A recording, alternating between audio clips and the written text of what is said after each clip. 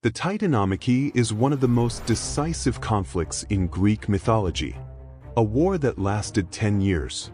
A battle between generations. And the event that determined who would control the universe. If this type of content interests you, a like helps the video reach more people. The story begins long before Zeus raised a thunderbolt. It begins with the Titans. They were not monsters or chaotic forces.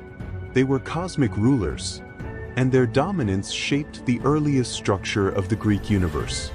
Kronos, the leader of the Titans, had already overthrown his own father, Uranus. This established a cycle that the Greeks considered natural. Every ruler feared being replaced by the next generation. To prevent this fate, Kronos made a drastic decision. He swallowed each child the moment they were born. Hestia, Demeter, Hera, Hades, and Poseidon never saw the outside world. They lived trapped inside Kronos, suspended in darkness. But Rhea, their mother, refused to lose her last child. She hid the newborn Zeus in a distant cave on the island of Crete. While the infant was protected by mythical guardians, Kronos unknowingly swallowed a stone wrapped in cloth. As Zeus grew, he learned about the fate of his siblings. He understood that the only way to break the cycle was to confront the ruler of the universe. But he could not start a war alone. When Zeus reached adulthood, he returned in disguise and served Kronos a potion that forced him to release the swallowed children. The 5 Olympians emerged, fully formed and ready for conflict. This moment marked the beginning of the division between the old gods and the new. But the Olympians were still too few. The Titans controlled the world. They had strength, experience, and territory. The balance changed when Zeus freed the Cyclopes and the Centimines, ancient beings imprisoned by Kronos. The Cyclopes forged weapons for the Olympians. A thunderbolt for Zeus, a trident for Poseidon, and a helmet of invisibility for Hades. With these weapons, the new gods were no longer outmatched. They were ready for a war that would reshape everything. The Titanomachy began. The sky, the sea, and the land became battlegrounds. Storms, earthquakes, and firestorms were constant. The conflict was not a single event. It was a decade of continuous struggle. Neither side surrendered. Neither side gained full advantage.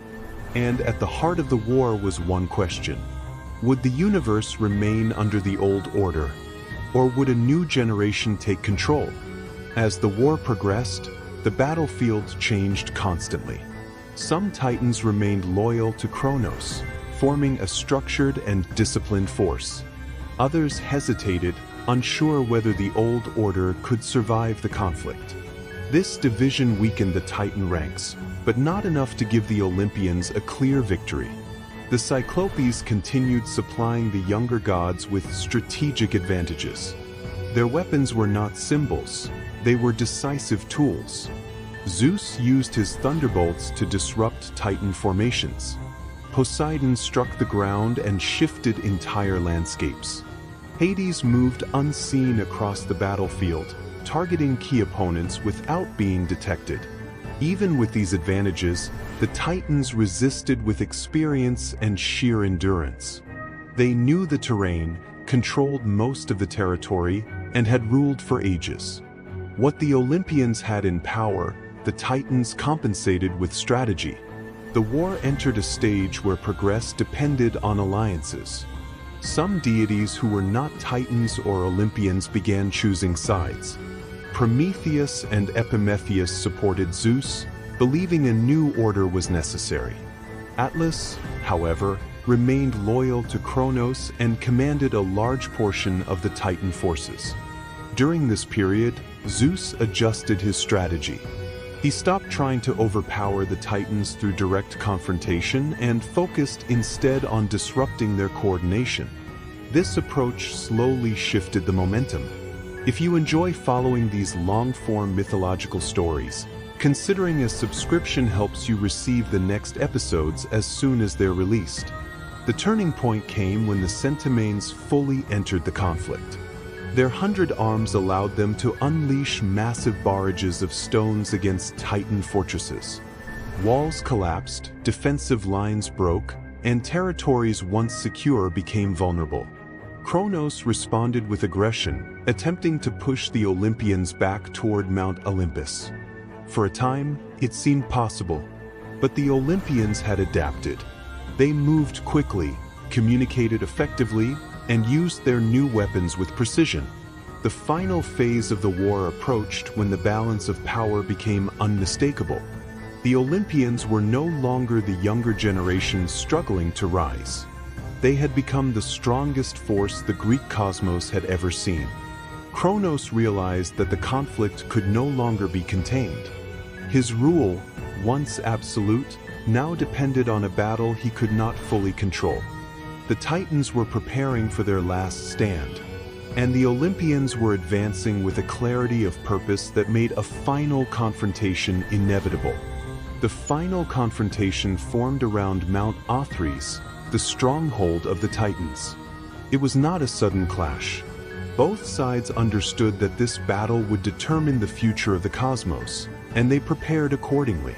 Before the armies closed in, an eerie stillness settled across the mountain. For the first time in 10 years, even the winds seemed hesitant, as if the natural world sensed the approaching end of an age. The ground was scarred by past battles, yet both armies fortified what remained, knowing this would be the last time they stood upon Othrys as equals. Whispers among the younger gods spoke of destiny, while among the Titans, murmurs of defiance and stubborn pride echoed like old stone resisting erosion. Kronos positioned the remaining loyal Titans across the ridges and entrances of the mountain. Atlas organized defensive lines with precision, forcing the Olympians to advance through difficult terrain. For the Titans, the strategy was simple: hold their ground long enough to exhaust the younger gods. Their confidence came not from numbers but from endurance, the unshakable belief that ancient beings shaped from primordial forces could not be overtaken by newcomers who had only recently risen to power. Zeus approached differently. He divided the Olympian forces into coordinated units, each supported by the Cyclopes and the newly freed Centimanes.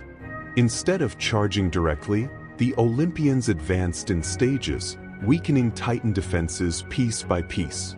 This methodical approach frustrated Kronos, who had expected rashness from his children. Instead, he watched them adapt, calculate, and strike with purpose, a reminder that the world was changing even in the midst of war. The battle lasted far longer than a single day. Storms filled the sky as Zeus attacked from above. Earthquakes followed every strike from Poseidon, and the shadows moved unpredictably as Hades targeted the Titans' commanders. But each divine attack was met with fierce resistance. Titans like Iapetus and Koios countered with elemental force, and ancient mountain spirits rose in their support, shaking the ridges to disorient the Olympians. The war became not only a clash of strength, but of patience and will. Atlas became a central figure in the resistance. He carried out counterattacks that slowed the Olympian advance, giving Kronos time to regroup. Several times, the Olympians were forced to retreat and reorganize. The Titans had lost many allies, but their endurance remained unmatched. Still, the Centimanes continued to reshape the battlefield. Each barrage of stones destroyed defensive structures that had stood for ages. What the Titans rebuilt, the hundred-handed giants dismantled again. This relentless pressure gradually forced Kronos to abandon sections of Mount Othrys. Yet even as the Titans retreated, they did not yield their pride. They fought with the weight of memory behind every strike. Memories of the age before gods, when raw forces sculpted mountains and seas. To them, resisting the Olympians was more than battle. It was defending the very order they had created. At the same time, the younger gods fought with the urgency of a generation determined to take control of a world that no longer belonged to the past. Innovation clashed with tradition, and the mountain itself trembled under this struggle of eras. Zeus pushed forward to confront Kronos directly. Their clash was not described in detail by the ancient sources, but the outcome was unmistakable. Kronos, who had once overthrown his own father, could no longer stand against the combined force of his children and their allies. But the fall of Kronos did not immediately silence the battlefield. A shockwave burst outward as he collapsed, triggering avalanches that buried parts of the Titan ranks. For a moment, both armies froze, unsure whether the ancient king might rise again. Only when his power finally flickered out did the truth become undeniable. The reign of the Titans had ended. The remaining Titans reacted with a mixture of fury and despair. Menoetios launched a final, reckless assault fueled by destructive rage. His attack wounded several younger gods and forced even the Centimanes to brace themselves, a last echo of Titan power refusing to disappear quietly. But Zeus, summoning another blinding surge of lightning, struck him down, and with that, resistance across Mount Othrys finally broke. When Kronos fell, the remaining Titans realized the war had reached its end. Some surrendered, others attempted to escape. A few continued fighting until they were overpowered. Zeus issued a single ruling that defined the new order. The Titans who had rebelled against him would be imprisoned in Tartarus, guarded by the Centimanes. Those who remained neutral or supported the Olympians were allowed to keep their roles in the cosmos. The Titanomachy was over. The universe, which had been shaped by the Titans since the earliest ages, now belonged to a new generation of gods. The Olympians established their seat of power on Mount Olympus. From there, they organized the structure of the world, assigning domains and responsibilities. Zeus ruled the sky and the order of the gods. Poseidon ruled the seas. Hades ruled the underworld. And the remaining Olympians each received their own place within this new cosmic hierarchy. The end of the Titanomachy marked more than a change in leadership. For the Greeks, it explained why the world functioned as it did, why storms, seas, seasons, and fate followed the rule of the Olympian gods. It also established a recurring theme in Greek myth, the rise of one generation and the fall of the one before it. As the Titans were led into the depths of Tartarus, the ground trembled one final time. Some said the earth itself mourned the passing of an age. Others believed it was the cosmos adjusting to its new rulers. For the Olympians, however, this tremor signaled something entirely different. The beginning of a world shaped not by instinct or primordial force, but by intention. With the Titans defeated and the cosmos reorganized, a new era began. The age of the Olympians had officially started, and the myths that followed, of heroes, monsters, betrayals, and divine triumphs, would all trace their origins back to this decisive 10-year war. With the Olympians now in control, the cosmos entered a phase of reorganization. The war had ended, but its consequences continued shaping the structure of the world. For the Greeks, this transition was just as important as the conflict itself. The first decision Zeus made was to secure stability. The Titans who had supported Kronos were taken to Tartarus, a region considered deeper and more remote than any part of the underworld. The Centimanes, whose power had been decisive in the later stages of the Titanomachy, were assigned as eternal guardians. This arrangement ensured that no defeated Titan could rise again or challenge the new order. Not all Titans faced the same fate. Some, like Themis and Mnemosyne, had remained neutral or had shown support to Zeus. They were not punished. Instead, they became part of the new divine structure, contributing wisdom and memory to the Olympian regime. The Greeks viewed this as evidence that the new order did not erase the past, it integrated it. After establishing security, Zeus focused on distributing responsibilities among the Olympians.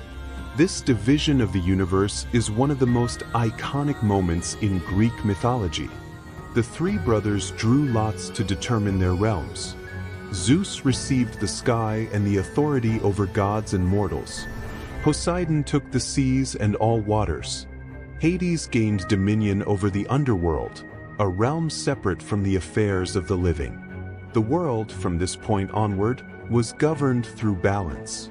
Zeus maintained order, Poseidon ensured movement and change, and Hades preserved the boundaries of life and death.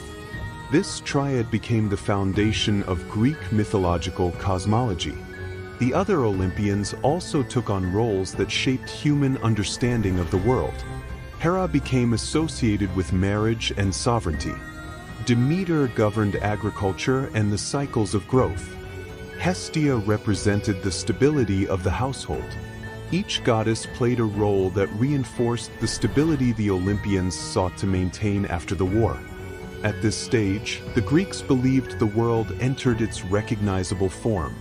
Before the Titanomachy, the universe had been dominated by older, more primordial forces. After the war, those forces were replaced with deities connected directly to human life, whether oceans, agriculture, justice, and social order. In this sense, the victory of the Olympians symbolized the emergence of a structured and predictable world. The aftermath of the Titanomachy also set the foundation for future conflicts. Although the Titans were defeated, their legacy did not disappear. Some of their descendants, such as the giants, would later challenge the Olympians again in another major conflict known as the Gigantomachy. This idea reinforced a central concept in Greek storytelling: order must be maintained, and threats to stability always return in new forms. Zeus, aware of these potential dangers, sought to reinforce alliances. He formed bonds with deities from different domains, including the primordial gods who had existed before the Titans. These alliances helped maintain peace in the cosmos, but they also demonstrated that Zeus governed through both strength and strategy. The Greeks did not describe the Titanomachy as merely a war. They understood it as a metaphor for cosmic transformation. The struggle between generations represented the way natural forces shifted from chaos to structure, from unpredictability to order. The Olympians were not just victors. They were symbols of a world that had reached stability after immense upheaval. From a narrative perspective, the end of the Titanomachy was also the beginning of mythology as most people know it today. With the Olympians established, the stories of heroes, monsters, and divine interventions could unfold. Myths such as the labors of Heracles, the journeys of Perseus, and the adventures of Theseus all existed within the world created after the Titanomachy. This is why ancient Greek poets repeatedly returned to this war. It was the foundation upon which everything else rested. Without the Titanomachy, the Olympians would not rule. Without their rule, the structure of the world would lack its familiar order. And without that order, the stories that defined Greek culture would not have the context in which to exist. As the new era progressed, Zeus became known as the guarantor of justice and balance. He was no longer simply the leader of a rebellion, he was the ruler responsible for maintaining harmony. Poseidon and Hades performed similar roles within their domains, ensuring that the sea and the realm of the dead operated according to cosmic law. The defeat of Kronos also carried a symbolic lesson. The Greeks believed that even those who held immense power faced consequences if they ruled through fear alone. Kronos lost his throne not only because Zeus was stronger, but because his rule was based on preventing change rather than managing it. Zeus succeeded because he embraced collaboration, alliances, and adaptation. As centuries passed, storytellers continued explaining the universe through the outcome of the Titanomachy. Volcanoes, storms, earthquakes, and celestial movements were seen as echoes of powers established during the war. Every major natural phenomenon had roots in the abilities granted to the Olympians during their rise. This long-lasting influence is one of the reasons the Titanomachy remains one of the central myths of Greek culture. It is not simply a conflict among gods. It is the narrative that shaped the Greek understanding of existence itself. With the Olympians firmly established and the world reorganized, the age of divine rule truly began. The events that followed, whether conflicts with giants, struggles involving mortals, or disputes among the gods, were all part of the ongoing story of a cosmos shaped by a 10-year war. The Titanomachy had ended, but its impact continued forever. And the world of Greek mythology, as we know it today, was built on the foundations laid during that decisive conflict. If you know someone who enjoys these mythological narratives, sharing this video may help them discover the series.